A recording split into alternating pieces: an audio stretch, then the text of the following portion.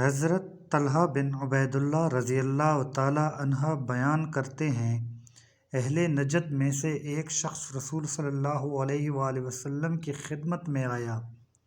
اس کے سر کے بال بکھرے ہوئے تھے، اس کی آواز کی گنگناہٹ سنی جا رہی تھی، مگر سمجھ میں نہ آتا تھا کہ کیا کہہ رہا ہے۔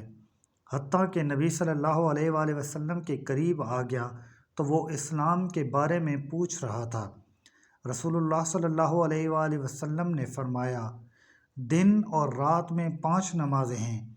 کہنے لگا، کیا اس کے علاوہ بھی مجھ پر کچھ ہے؟ آپ نے فرمایا، نہیں، الا یہ کہ تو نفل پڑھنا چاہے۔ راوی نے کہا، رسول صلی اللہ علیہ وآلہ وسلم نے اس سے رمضان کے روزوں کا ذکر فرمایا۔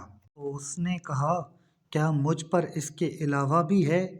آپ نے فرمایا، نہیں، الا یہ کہ تو نفل رکھنا چاہے۔ راوی نے کہا، اور آپ نے اس کو صدقہ زکوٰۃ کا بھی بتایا؟ تو اس نے کہا، کیا مجھ پر اس کے علاوہ بھی ہے؟ آپ نے فرمایا، نہیں، ہاں، اگر تو نفل دینا چاہے۔